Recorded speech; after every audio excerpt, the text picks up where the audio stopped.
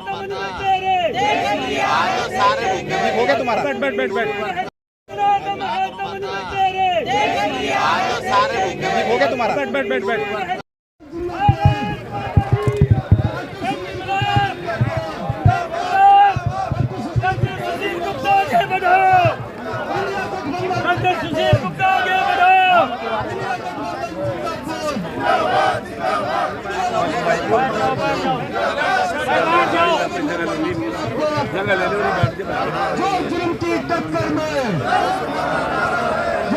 अरे भाई बैठ जाओ।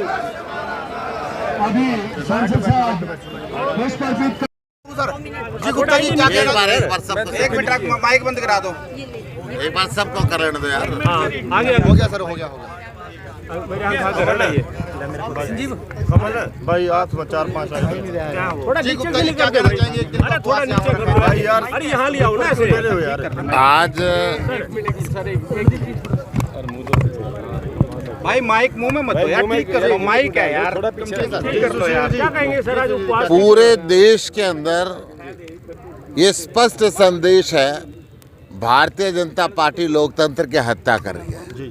भारतीय जनता पार्टी इस चुनाव से घबराई हुई है। भारतीय जनता पार्टी अरविंद केजरीवाल से घबराई हुई है।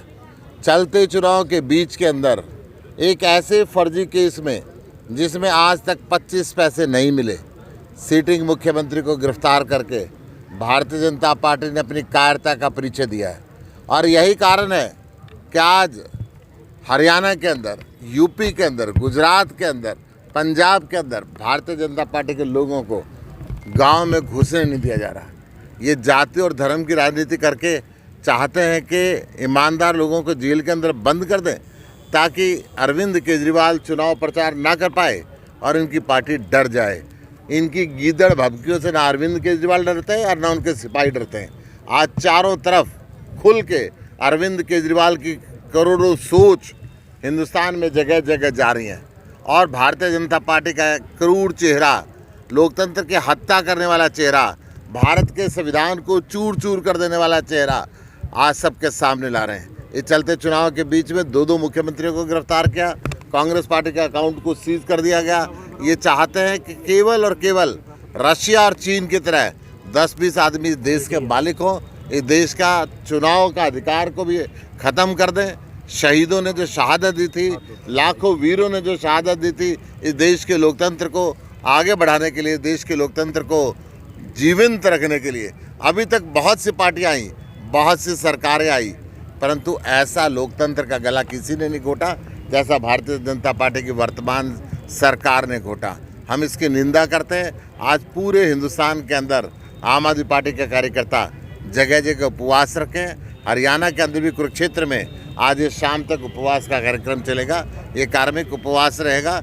इसके अंदर बहुत से साथी हमारे शाम तक उपवास पे बैठेंगे और लगातार भारतीय जनता पार्टी का ये डरा हुआ चेहरा, ये लोकतंत्र विरोधी चेहरा, ये संविधान विरोधी चेहरा उजागर करेंगे और सारी दुनिया इसको देखेगी कि किस प्रकार नरेंद्र मोदी डरे हुए हैं, किस प्रकार भारत का प्रधानमंत्री इस लोकतंत्र को कुचल रहा है, किस प्रकार भारतीय जनता पार्टी भ्रष्टाचार से भ्रष्टाचारी लोगों को अपने चुनाव के अंदर उतार रही है।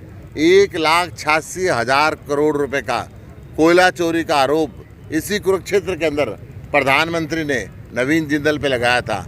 आज वो भारतीय जनता पार्टी की वॉशिंग मशीन में डल के ईमानदार हो गए। आज उनके ऊपर क्या कोयला चोरी का आरोप खत्म हो गए।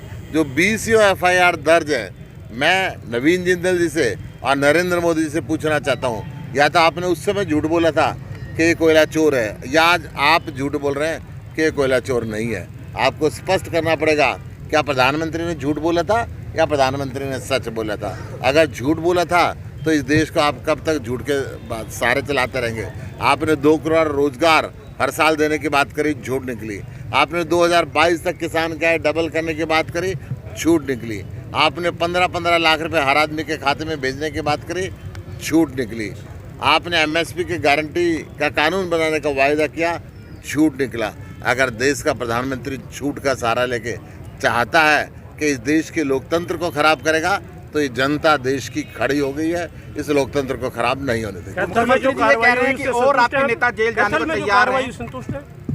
देखिए, लोकतंत्र की हत्यारी भारतीय जनता पार्टी ने किस प्रकार से इलेक्शन कमीशन को पंगु बना दिया। मैं ये कहता हूं कि एसडीएम को बर्खास्त कर देना या नीचे के कर्मचारियों को बर्खास्त कर देने से बात नहीं बनती। ये जो है भारतीय जनता पार्टी के किस नेता के आदेश पे ये जनतंत्र को गाली दी गई। इतनी भद्दी गाली देना इतिहास के अंदर कभी नहीं हुआ। इतनी भद्दी गाली दे के कहाँ जाए कि कौन है जिंदा।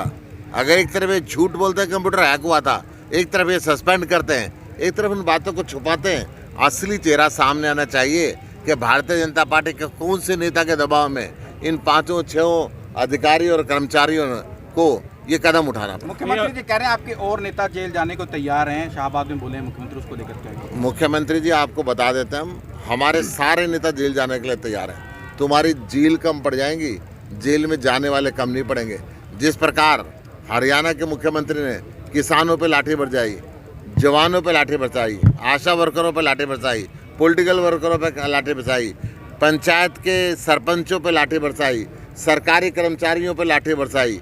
आपका काम है लाठी बरसाना और हमारा काम विरोध हो रहा है इनका। बीजेपी जेजेपी का बकायदा गांव के अंदर जा रहे हैं, पोस्टर लग रहे हैं वोट नहीं दे के लिए, कह रहे हैं। आज हिंदुस्तान का जनमानस जाग चुका है, आम आदमी जाग चुका है और इस भ्रष्टाचारी सरकार को, इस क्रूर सरकार को, इस आतंकवादी स्टाइल के अंदर काम करने वाली सरकार को अब जोर से उखाड़ के फेंक देना। गुप्ता जी, संजय सिंह बाहर आए गए हैं, कुछ दिनों में केजरीवाल भी बाहर आने की संभावना है, ऐसा? जेल के ताले टूटेंगे और केजरीवाल छूटेंगे और वो बाहर आएंगे।